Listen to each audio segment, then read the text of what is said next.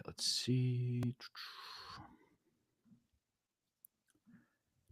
All right, cool. We are live.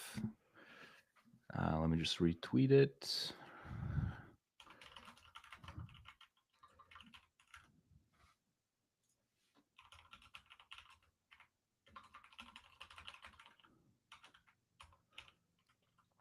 Cool. Give me 1 sec.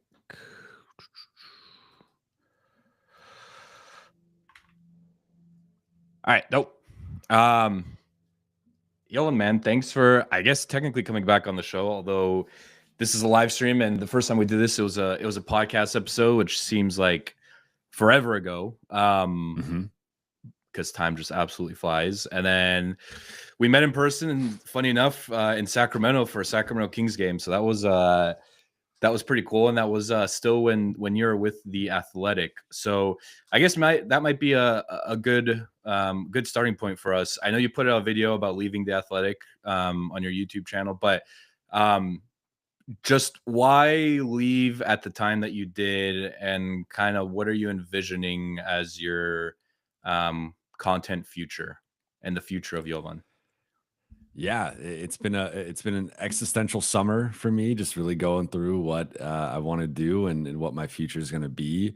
But I started my podcast back in February of 2024, and it started as just sort of an avenue for me to talk about the Lakers and just sort of I'd had a podcast previously at the Athletic covering first the Clippers when I was covering the Clippers, then with the Lakers once I switched over, and then a couple years later they got rid of all team affiliated podcasts. And so when my contract was up, I negotiated in my contract that I wanted the ability to create a YouTube channel, create a podcast, and just see where it goes, and that would be its own separate thing that I owned. And that was a really important thing for me. And I was able to negotiate that in. And once I started doing it, I just fell in love with it.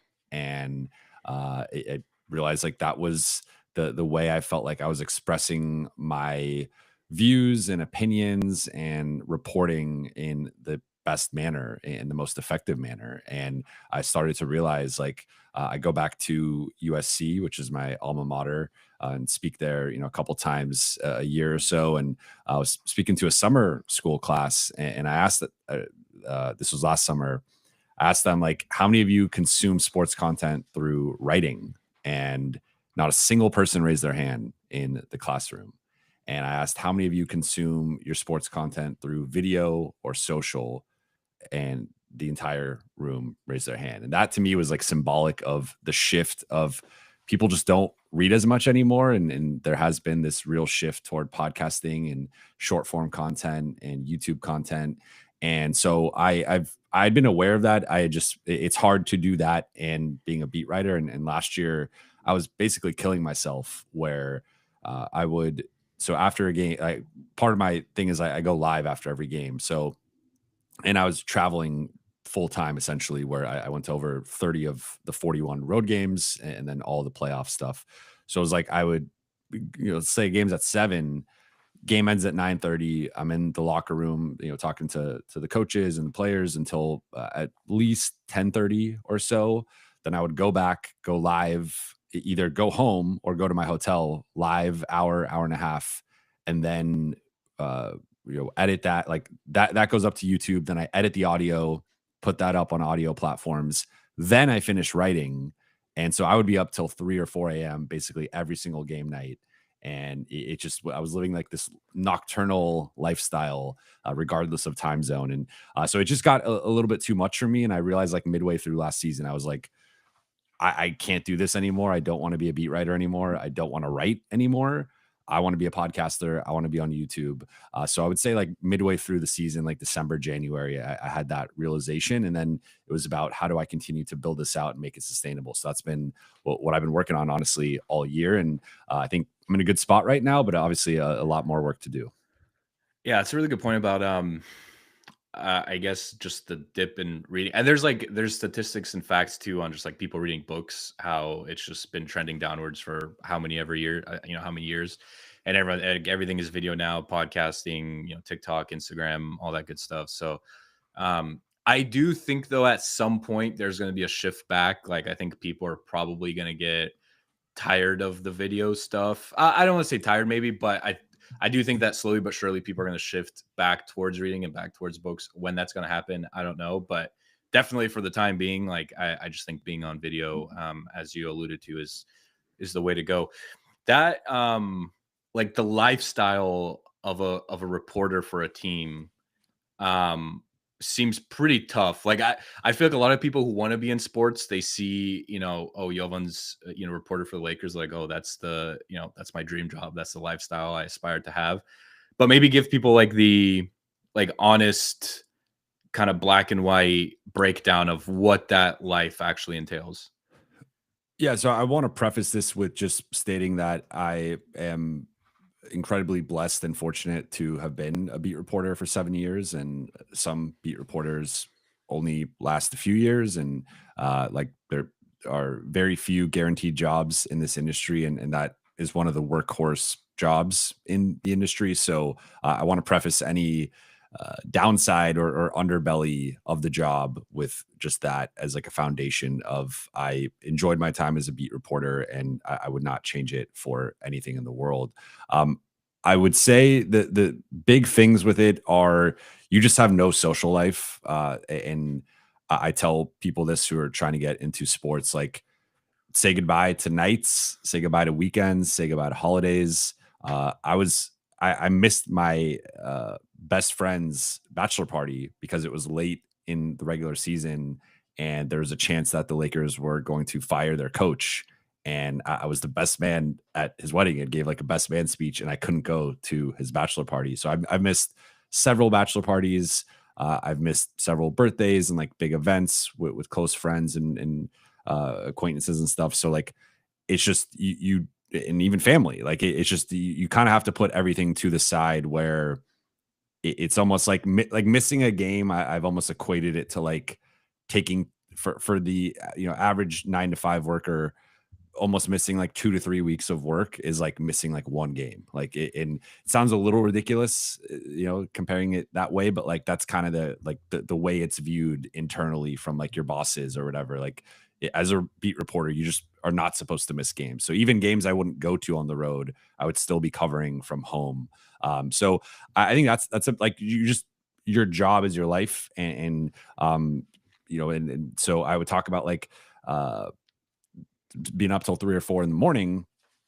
Well, after one of those games that I was up till 3 or 4 in the morning, the next day the Lakers made a trade at 9 a.m. And so I had to be up and working the phones and making the texts, and I'm half asleep. And I got to write about it. I got to report on it. I got to go live and talk about it. Then the Luca trade, for example, that was a Saturday night in New York, late start, 8:30 p.m. local time. So game doesn't even end till 11. We're not even in the locker room till like 11:30. We're getting out of the locker room after midnight. And then this Luca trade breaks at almost 1 a.m. Eastern. And then I pull an all-nighter that night. Like I was flying back from New York in the morning. So I had to write something quickly for The Athletic. I went live, had to write another thing for The Athletic, then had to write another thing for The Athletic. And then I just was like, there's no point in going to sleep at this point. So like you're just kind of constantly on, like I would rarely ever shut my brain off in terms of like taking like I know like the concept of like taking a Saturday off just like did not exist. It was like at any moment, even when I was out like drinking at like 10 p.m. at night, I'm like LeBron could tweet something, the Lakers could make a trade, like something could happen where all of a sudden like I have to sober up and like write about this and potentially go live about this. So it was just kind of like this never being able to turn off that even now I still kind of have, but I'm trying to work on it where like tomorrow, for example, I'm going to do absolutely nothing work related and just like take the day entirely off and just have myself a day. So I think that's kind of the biggest thing is like just the time commitment and like not traveling all the time. Like I was traveling every other week. I've spent last 5 years over 100 nights a year in hotels.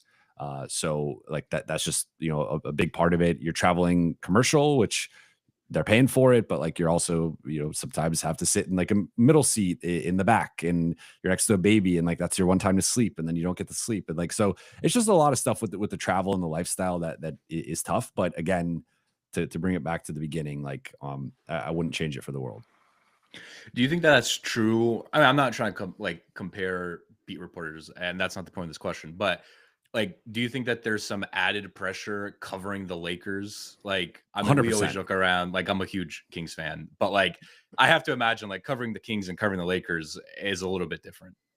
100%. And I noticed that, and I had the reference point of covering the Clippers first and then covering the Lakers after. And my profile has undeniably grown more covering the Lakers than the Clippers. And I was gotten opportunities to do certain things and do like the Bill Simmons podcast or the Ryan Russillo show or go on the herd. And like, I don't think I'm getting these opportunities if I'm covering the Clippers or the Kings. No offense. Primarily because of the Lakers, like they are a national beat. They are when people do the memes and making fun of the sports fan who just goes by what's popular, like the hype or whatever. It's the Lakers, the Cowboys, and the Yankees. And there's a reason why the Lakers are in that mix. It's because they are the global NBA franchise. And Celtics might have one additional ring, but like the Lakers are the team across America. They are the team globally.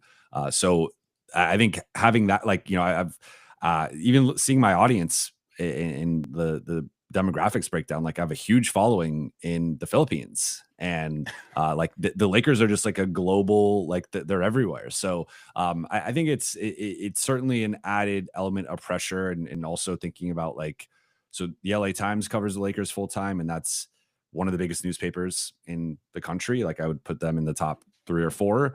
And then you also have ESPN covering the Lakers full time, and that's actually one of their only like team specific beats that they have is still covering the Lakers. So I think also like looking at the competition as someone at the Athletic, like it was some heavy hitters that I was going up against. So that was a big part of it too. So how do you? And I want to preface this by saying there's definitely pros and cons of covering the Lakers, right? Pros, you get more exposure, like you said, national, international team. So you get fans from all over the world, certainly within the United States, arguably the biggest market for an NBA team. But I feel like the cons of that is you do have a lot of competition. So you do have a lot of outlets that cover the Lakers. You're now independent, right? Like that would be a fair way to classify what you're Mhm. doing. So you're going down the road of independent media. So how do you differentiate yourself, and how do you just think about the competition and what you bring to the table versus them? It's a good question, and that's been a big part of my existential summer. I think the thing that I try to focus on is I think my biggest differentiation right now is that I'm the only person who is covering the team in person who has a full time podcast and YouTube show. So everyone else who like the biggest people covering the Lakers on YouTube in podcast form don't go to games. A lot of them don't even live in California or LA. So I think that's a big selling point for me, and that was a big I think attraction and like entry point for fans was that I was a beat writer doing this, because most beat writers, I mean, that was kind of what I figured out, and why also again I could only do it for like a year, because like beat writing is a full-time job, and I essentially added a second full-time job onto my first full-time job, and there were times they were at odds with one another, but like it was not a sustainable thing. Like if I decided, all right, let me give it like one more year at the Athletic just to whatever, just to continue to establish myself, like I could not have really done what I just did the past year for like another year. I was going to have to pick at some point. So I think my biggest thing is like, if you are part of the crowd that wants to consume video, wants to consume audio, wants to consume short form, I'm trying to give you substantial and informative reporting and perspective, and bring you behind the scenes of stuff in a way that no one else can really do. Like I just don't think there's anyone else. In a way, I don't view anyone else as my competition, because I don't think there's anyone else doing what I'm doing. There is of course competition with reporting, and like I guess shifting to being independent maybe like I think that's been something I'm still trying to figure out is like I think there's maybe less or more hurdles in terms of like reporting stuff out in people because a lot of times it comes down to like what outlet you work for and they want to see like the Athletic reported this or ESPN reported this, right? So that's still something I'm kind of navigating, but in general, I've also tried to go away from reporting as much. I don't find it as fulfilling, and the whole aggregation cycle and just like the whole fan dynamic with that can be a little bit frustrating. So I'm actually trying to, I think, like rebrand myself from a writer and a beat writer to being a podcaster and a YouTuber and someone in the digital landscape in more modern landscape. And then also trying to shift more into analysis rather than reporting. I think reporting will always be there because that's just like how it came up in the industry. And I will always have that like reporting gene in me, I guess. But I do want to shift more toward analysis. And like, that's the thing I find more fulfilling. Well, that was gonna be my next question is like, is the shift then for you to go towards more analysis away from reporting, away from, hey, Lakers signed this guy. It's more so like, hey, here's the Lakers, projected starting five. Here's how I think that's gonna play out. I think you may have posted a video on that recently on Yeah. TikTok or Yeah. something similar. So like, I'm starting to see that more out of you, where it's like less about, hey, Reddick signed an extension. It's more so just like, here's how I think our starting five can play this year. Yeah, I mean, I think it for me it's both, and that's where I also think I'm a bit unique even when I was a beat reporter because I was far more opinionated. I've always been opinionated, and I think that's something that I just can't like. I think the textbook beat reporter is supposed to be relatively vanilla and bland and just objectively saying this is what happened and you read like the AP recaps and it's very just they outscored them 31-19 in the second quarter and then they made a 8-point comeback in the fourth and it's like just very stating facts and pretty bland in my opinion. For me from day one I was like I'm going to find this like unique blend of I'm going to give you the facts and I'm going to be as objective as I possibly can be, but I'm also going to call out hypocrisy if I see it. I'm going to call out if a player sucks or is underperforming, like I'm going to say that.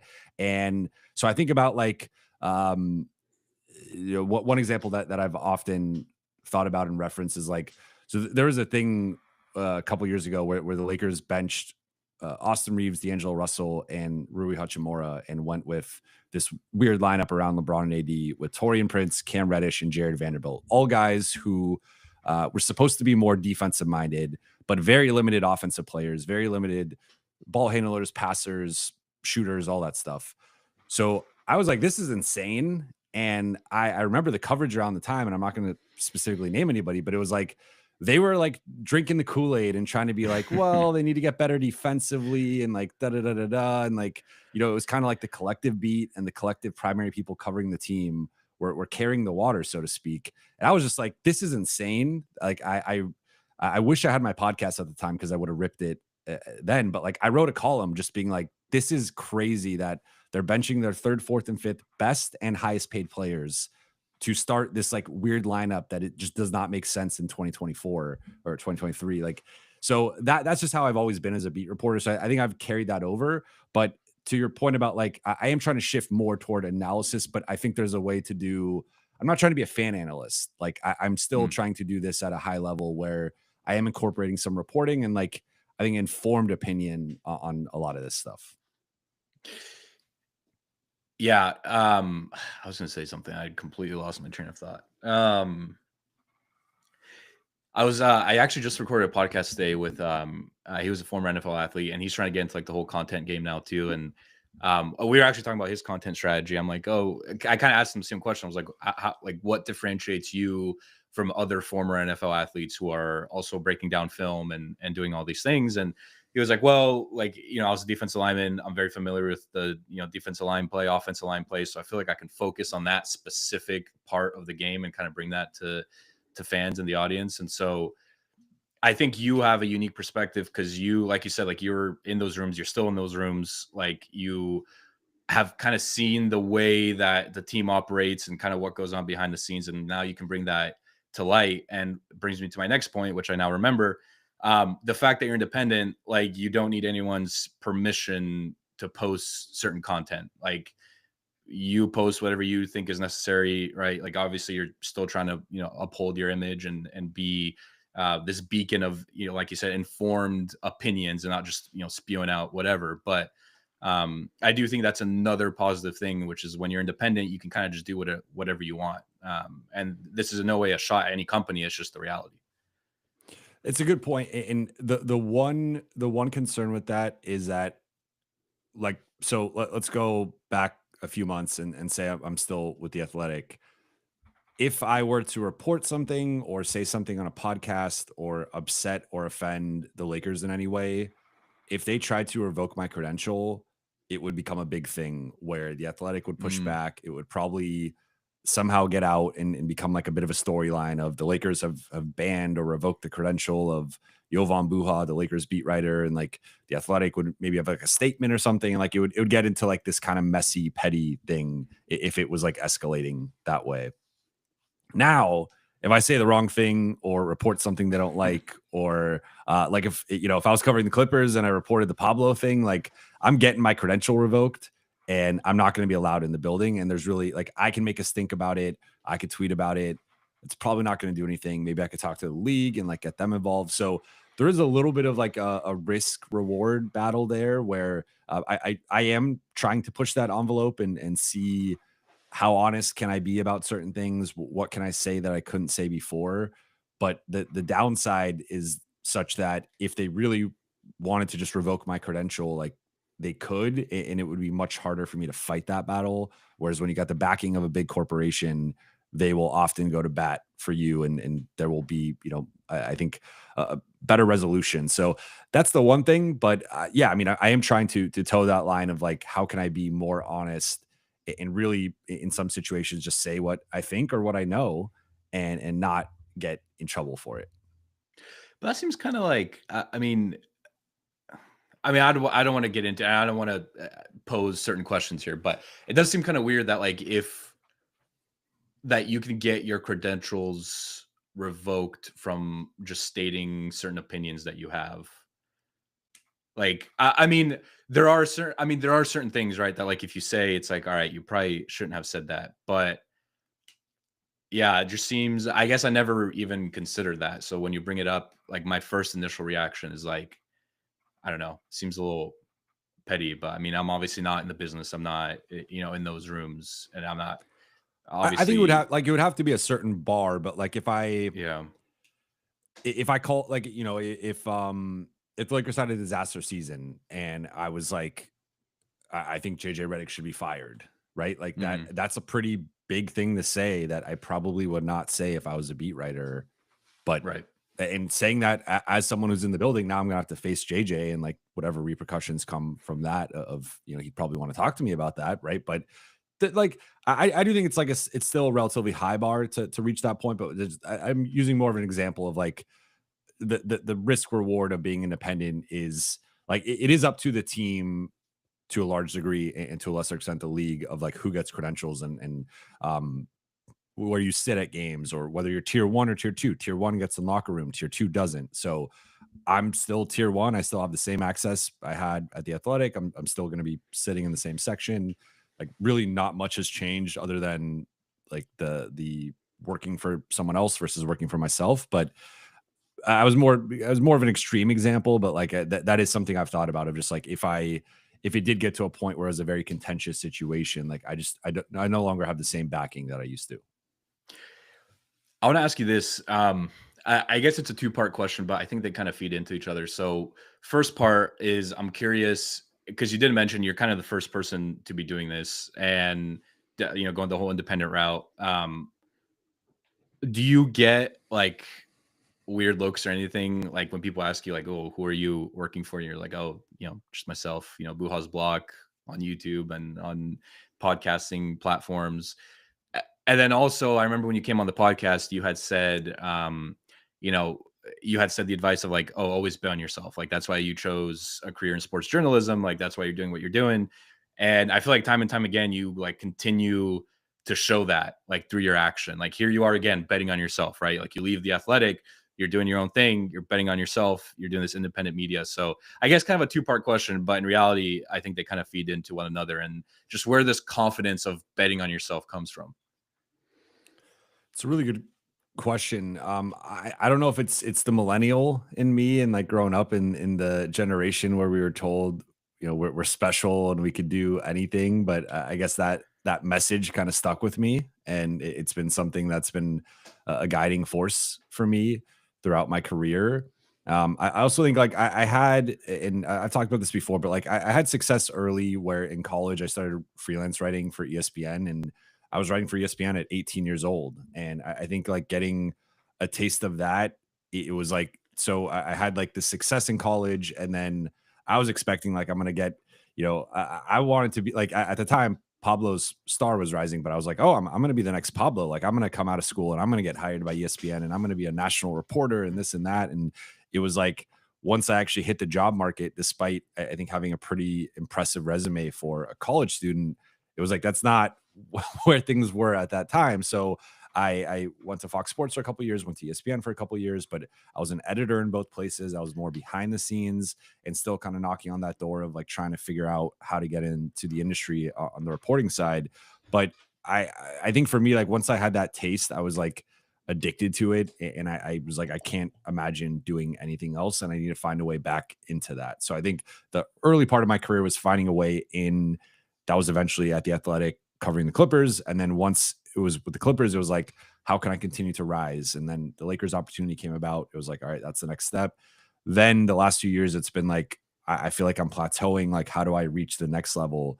And really, it's been like the show has been incredible. Like, I just got stopped at the gym last night by someone who listens. A couple weeks Wow. ago, I got stopped walking out of my place. Like it felt like there was almost like paparazzi there, but like someone was just driving by, saw me on the street, like stopped their car and told me they love the show. By the end of last season, more people were watching my YouTube streams than reading my athletic stories. So that kind of brings it back to the reading versus the watching. Like, so that was kind of part of my calculus too. Of I'm like, I'm getting stopped all the time now, always for YouTube, always for the podcast. People are not stopping me for, you wrote this great article at the Athletic, and then my numbers are bigger on my own stuff than at the Athletic because, partly because it's behind a paywall. So I'm like, what am I doing? Like I'm kind of in the wrong lane right now. But the bet on yourself, like to me, I just view it as like life is short, and I would regret more like doing something I don't want to be doing than trying something I want to be trying and doing. Right. So that to me is where it comes from. Of I with the YouTube channel and the podcast, I was like, every day I wasn't doing it, it was eating at me, and I was like, I need to start this, I need to do this, I need to try. Once I tried, I fell in love with it, and then once I was in love with it, I was like, how can I make this a full-time thing? And I was under contract for a certain amount of time, so I had to wait that out. But once I could go full time, I decided to do it, and I'm very optimistic about where this is going to go. It reminds me of Jeff Bezos has his like regret minimization framework, which is like a fancy way of just saying like do things that you're not going to regret when you're 80. So like, he tells the story of like when he was deciding, because he was at this, I think it was a private equity firm or something. I might be getting that wrong, but he was walking with his manager, and he told his manager, he was like, hey, I want to start this Amazon thing. Like I want to sell books on the internet. I think the internet's going to be big. Like that's my bet. And his manager was like, oh, like, why would you do that? You have a great paying job. Like you're going to grow in this company. You're going to earn a lot of money. Like you're set for life. And he was like, well, I think when I'm 80 and I look back on my life, I'm going to regret not starting Amazon more than I would regret staying at this company. So using that logic, I'm just going to go and start Amazon. And I mean, fast I forward like to that. present day, Yeah. it's one of the biggest companies in the world. So like, Yeah. I like kind of your perspective on it and how it ties in with Bezos. Basically calling you the next Bezos here, but it's I'll take a fraction of the net worth. I was also gonna say, man. So, at what point do you hire security? Because you're Mr. Big Shot in LA. I mean, you're getting stopped on the streets. Like, do you have concerns over privacy? I mean, do we need to get into those conversations? I've thought about that a little bit more because like I've also had like attempts to like try and hack into my Twitter and stuff like that, and you get the login attempt from random country and you're like, From Sudan. yeah, I'm not, yeah, I'm not going to say any countries, but you get it, and you're like, okay, I'm obviously not Yeah. there, so someone's trying to get in. No, it's not like that. I mean, the stopping has been, it's been more like it's been happening like probably once or twice a week, which has been really cool. Uh, but especially at games, it happens all the time. But that's of course like a lot of Laker fans, so it's a more Right. um, expected environment. But it's been stopping, or it's been happening all around LA, and it's been really cool. And it's obviously not why I do it, but like it's been confirmation to me that like I'm on the right path, right? And because I'll talk about we've talked a lot of positives, but like there's certainly been moments this summer where I've been like, did I might make the right decision? Did I just like screw my career up? Am I gonna have to pivot back in a couple years and like try to be a beat reporter again or try to write again? And Yeah. like I've had that doubt at times. There was also another situation that I've talked about a couple times on my show where there was at one point this summer, I thought I was going to be employed by someone else. And there's a place I was talking to for several months. We got to like the 1 yard line, had some big meetings with some big people there. And then the person who's supposed to hire me ghosted us and quit at the end of the month and went somewhere else. And then the process had to kind of restart. And then they ended up not hiring anybody. So, like, they're like, it's not been a bunch of roses and rainbows and lollipops all summer. Like, I've had moments where I've had doubt. I've had moments where I thought there was maybe a different opportunity that was going to happen, and like there was excitement around that, and maybe not being independent. So it's definitely been a journey in terms of just this whole last few months and kind of processing everything. But again, I'm in a really good place right now, and now that the season is here, like I'm excited. And I just had our first press conference, and like I didn't have to transcribe or write anything after it, and I just went straight home, got a coffee, went live, did my thing, and it was perfect. You're like, this is it. This is everything I dreamed of. Yeah. That's amazing, man. I mean, we joke. I at least joke a little bit about like the whole security thing, but it is like a fair topic because and I read. I'll send you this article after this if you want. But Tim Ferriss has this really good article on fame and why fame is not everything that like people make it out to be, and that there's definitely downsides when it comes to privacy, when it comes to security. Even something as simple as like hacking your Twitter or hacking your Instagram, right? Like there may be information on there that obviously you don't want everyone seeing or other people seeing. So like there are serious like security concerns. And so I asked kind of jokingly, but I was, truthfully wondering like if you considered some of the downsides of fame. And I guess it's also like when I think about it for myself, like it's difficult, like while you're in the moment doing it, to think about like the downsides and all the negatives. At least for myself, it's like, all right, I'm kind of more of like a live in the moment. It is what it is right now, and we'll kind of figure it out later. So, I don't know. It's something that I've thought about, but I try not to like give it too much attention. I would say like I don't feel like I'm at that level yet, right? Yeah. Like it is happening more frequently, so maybe that is something that I do think. Like I've been a little bit more intentional because I have a son, and I've been trying to be cautious about how much I post with him, and or if we're somewhere and I'm posting that, like I'm definitely that's one thing that I try to keep separate from the public persona and life and everything. And I'll talk about him and share some stuff about him, but like I try to keep that on the low, just because obviously that is the most important thing is making sure he's safe. So that, I guess, is part of it, where I think that's like the extra layer of detail and security I think about with that. But otherwise, like for right now, I mean, I would hope that my takes and some of the things I say aren't bad enough for someone to want to do something bad to me. But I guess we'll see, as maybe the channel continues to grow and things continue to hopefully just level up. But yeah, I guess we'll talk about this a year from now and see where things are at. Yeah, when you're when you're even bigger than you are now.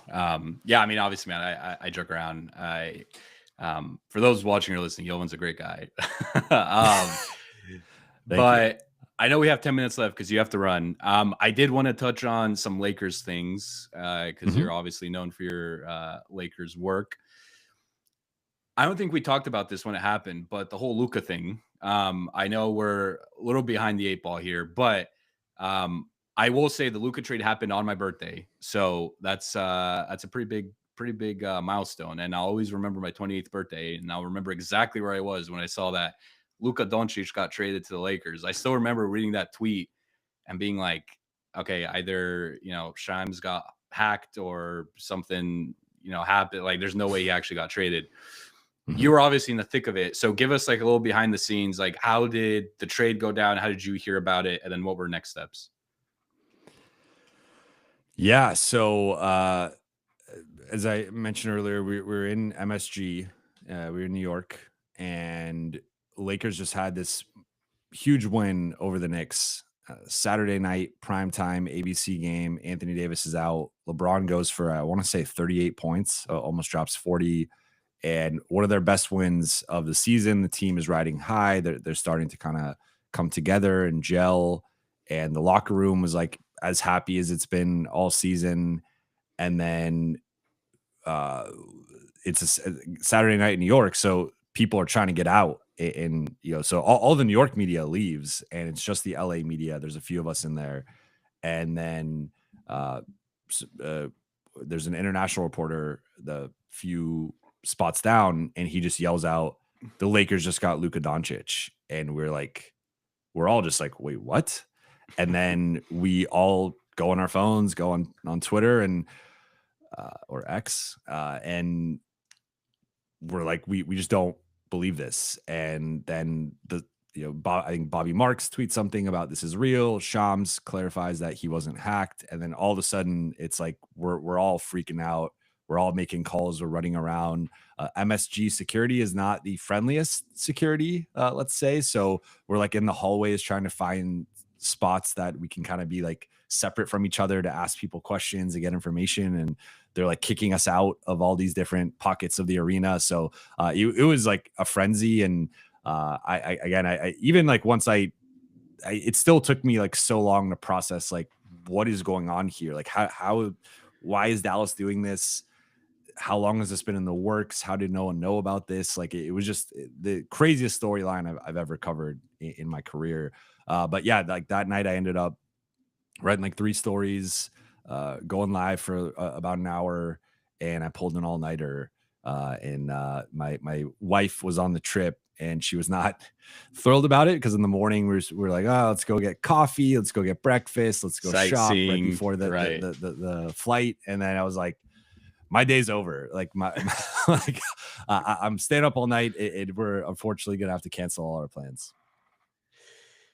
Yeah. How, from your point of view, you mentioned like the secrecy that all this was done under, right? Like nobody knew about it. Like, how difficult was that? Especially in today's day and age, everyone has a smartphone. It's We're also incredibly connected. difficult. Yeah. Yeah, I Just mean, like speak a little bit to like how difficult it is to truly keep that under wraps. it's really difficult because the NBA is like a giant game of telephone, and a lot of times you'll hear stuff. Like sometimes I'll talk to people and they're hesitant to tell me stuff about the Lakers because they know that I report on the Lakers, and they don't want to give me intel or information for whatever reason because maybe they'll think I'll try and go find out more about it or whatever. Like they could be a little weird about it. But then when it comes to like any other team, like I'm just like, all right, well, what's going on with the Hornets? And then they start just rattling off like all this information. So it's just interesting that like the league loves gossip, the league loves rumors, and with the trade stuff, there's always this fine line because like it's a sliding scale of like teams can like talk about I could call it like if you play fantasy football, like you might offer a trade for a certain player or ask your friend for a certain player. And like you can, if we had like reporting on fantasy football trade negotiations, it would be like so and so talked to so and so about this player. But like, how substantive were the talks? Did they actually start to talk about a framework? Like, was there actual interest there, or was it just one side asking about it? So that's always the thing you're trying to parse through is like, how real is this? Is this one side trying to control the narrative, or trying to drive the price up or down, or like there's always some sort of motive with it. But for the Lakers, I will give them credit. Like there was a point 5, 6, 7 years ago where they were a very leaky organization and rather unserious with just some like it felt like there were certain reporters who were almost in like the room when they were negotiating some of these things or signing some of these things. And over the last like 5 or 6 years, they've really buttoned up and tightened up with some of these things where it rarely gets out that they are like they've pulled off several moves that have just come out of left field. And sometimes you get an inkling or a crumb of this thing might be happening, but like then you don't have great clarity as to like when it's happening or like what the framework is. So they've done a really good job but to like the crazy thing too to me is that there was a photo of Rob Pelinka and Nico Harrison meeting at a coffee shop in Dallas, and that never got out. That never went viral. Like I wonder at the time, like whenever that happened, I think 2 or 3 weeks before the trade, had that gone viral at that time, we all would have been wondering like, what are they talking about? What's going to be happening with LA and Dallas?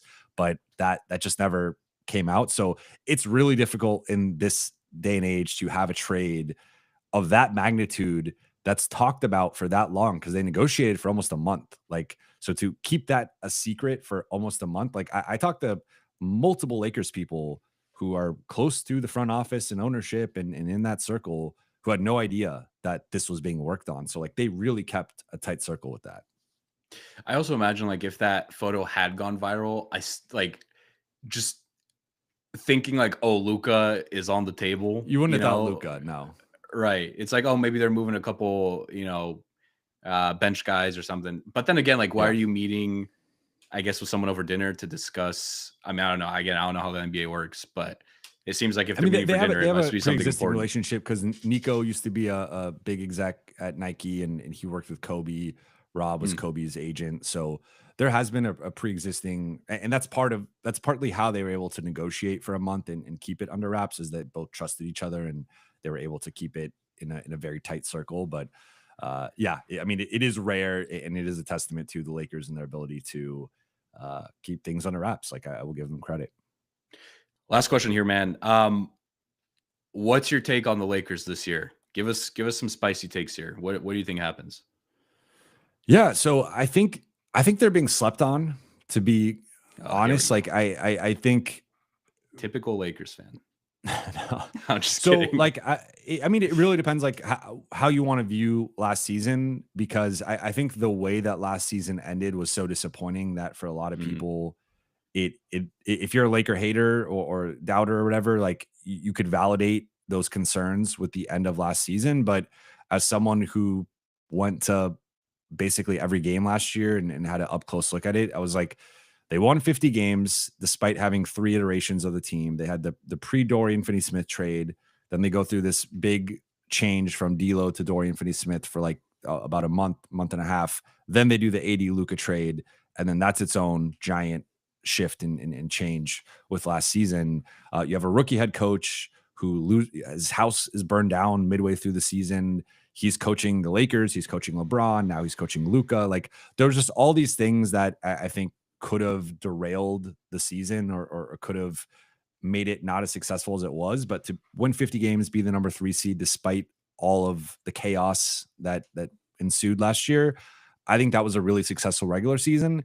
Now in the playoffs, they ran into a buzzsaw in Minnesota, and it was a horrible matchup for them. And Luca got banged up in the middle of the series. LeBron ended up tweaking a couple of things, and Austin was injured. Now, whether those guys were healthy or not, like I still think Minnesota wins the series, but I think they made some real changes with like DeAndre Ayton for all of his flaws and whatever people want to say from Phoenix and Portland. He is a substantially better player than Jackson Hayes. Like that, it is not close on either side of the ball. So going from having Jackson Hayes as like your 20-minute a night placeholder center to DeAndre Ayton, that's a giant jump up. And then I think Marcus Smart can do some things on the perimeter that like they just haven't had in multiple years. We'll see how much he has left, but at least in theory, he could do some of those things. I really like Jake LaRavia, who was a sneaky former Kings player. Jake LaRavia, watched a lot of his film in Memphis and Sacramento. I think he's like a jack of all trades, bench forward who could do a bit of everything for LA. I mean, Luca, we've seen the transformation he's undergone. He was carrying a really underwhelming Slovenia team to pretty deep into Eurobasket. So I think with Luca in MVP form, LeBron potentially his last dance. We'll see how long he wants to play. I think Austin's going to continue to get better roster. JJ year 2. I think this is a team that they're not to me on the OKC, Denver, or maybe even Houston level, but I think they're right there with like Minnesota for like that next tier. And I think they have a real shot to, if they make the right move, I think they still got to make a trade. If they make the right trade, I think they have a real shot to go on a deep playoff run. Yeah, Lakers, Minnesota, Kings, all like in that same little. I can't even say it with a straight face, man. I know. Sorry. I can't even say it with a straight face. It's you a guys got to rebuilding pick a year, direction, and you gotta commit to it. You guys are in no man's land right now. That's the worst part. I was gonna say it's a rebuilding year, but it's not even a rebuilding year because we still want to be competitive, which is the worst place in basketball. We'll talk 1 minute on Kings. What do you want them to do? I want them to pick a direction, like you said. Yeah. No, please do. It's a good question, Jovan. Thanks for coming on. No, I want them to pick a direction, and we've seen it time and time again in the NBA. Like being in no man's land is the worst position in basketball because you're not competing for a title. You're also not bad enough to get a top 5 pick. Pick a direction, man. Like they trade Fox, and now I feel like they're almost trying to like recoup from that loss and trying to do all these different deals that really don't make any sense. Like I don't know, like signing someone like Schroeder. Like Schroeder's a great player, and I think he's a fantastic fit for a contender. Like if you need a backup point guard, if you're maybe one backup point guard away from competing, then great. But we're not there. So like, what's the point? Why not develop some of your young guys? Just give your young guys 40 minutes a night. Who cares? You're gonna suck anyways. So that's my take on the Kings. I also, you mentioned that Luka looking slim, looking good. Luka, it's my favorite. Like the off season, like this player lost 15 pounds, 20 pounds. So that's always my favorite off season news. Yeah. No, we saw it in Eurobasket, man. Like I think he was defending at a level I haven't seen him defend at maybe ever, but certainly not as a Laker. Yeah. Jovan, I know you have to run, man. Thanks so much for doing this. Thanks for stopping by. Best of luck to you. And good luck to your Lakers. Thank you, man. Good to see you. And let's do this again sometime soon. Let's do it.